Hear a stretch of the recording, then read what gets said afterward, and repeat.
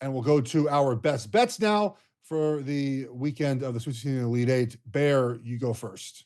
Yeah, my best bet, I like Texas Tech laying the 5.5 against Arkansas. And I realize Arkansas is the Cinderella, I guess you could say, as a double-digit seed here. But look, this is a situation where Kansas kind of gave him the game. The Adams injury was a killer in that game. So Arkansas survived beating Kansas after blowing a lead, and Kansas appeared to have the game under control and then wound up losing. Then you drew St. John's in the second round, who couldn't throw one in the ocean. That was more about, I think, bad St. John's than it was great Arkansas.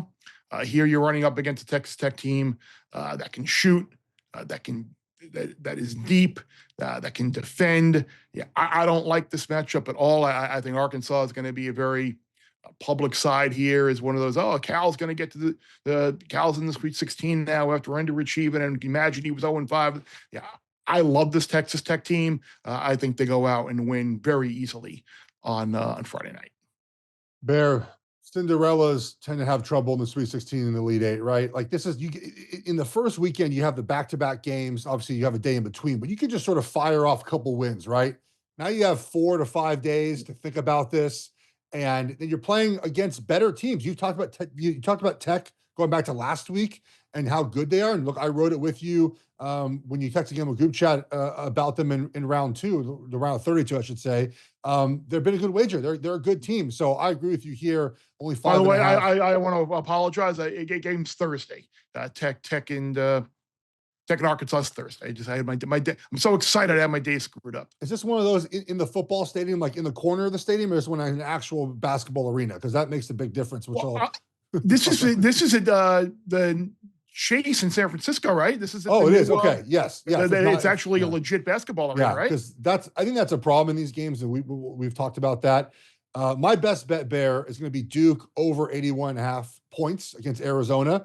One thing, and I'll mention this right now, like, they're at an actual basketball arena. They're at the Prudential Center. Like, that helps, I think, when it comes to scoring points, is playing an actual arena. But more importantly, Arizona's not good defensively. They're 197th in points allowed. Their efficiency is okay, according to KenPom. But guys, when Cooper Flagg has started and finished a game, these are the points Duke has scored: 93, 89, 82, 93, 100, 97, 110, 80. 80 back a month ago, they scored under 81 points against Virginia. So I just think Duke in this game just pours the points on. Plus, if Arizona, which they can score, Bear, scores along with Duke, especially early in the game, they'll keep pushing the tempo, keep shooting the ball. So I like Duke here over 81.5 points here. I can see them certainly not. Look, Oregon scored 83, and Oregon's not the offensive team that Duke is. So give me Duke here to score over 81.5 points. Yeah, that I know we were all watching your alma mater against Arizona late there on Sunday night. That Arizona team, like we talked about in the Gambling group chat as well, they're so maddening. They're so talented. Oh, yeah. But they are just so frustrating from a standpoint of so hanging on the rim. But hey, we'll see if they can reverse the result of that. How great would that? That'd be great for those. I think for a lot of brackets and a lot of contrarians and such, and for Duke haters as well. Like, if Arizona could reverse the result of that regular season game, and maybe Duke still goes over their point total. Yeah, I think we'd have to drop the Tommy Lloyd tournament thing if they beat Duke. I think that would be probably the end of that discussion. Yeah. Which they've been better in the tournament of recently as well. I mean, they were down 19-4 to Oregon, Bear, and we're leading it at halftime by like 12. I was getting ready to do the tongue-in-cheek text to the group chat at that point, like, congratulations, moving on to the Sweet 16. But I was like, I didn't want to do that. No, it's okay. Oregon, they weren't as good as Arizona. So yeah, we got a lot of fun games. We got 4 obviously Thursday, 4 Friday.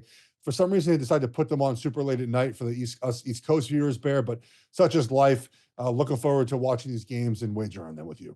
Bear Bets full episodes drop twice a week right here on the Bear Bets YouTube channel. Remember to subscribe to stay ahead of the odds, and let's celebrate all of our wins together.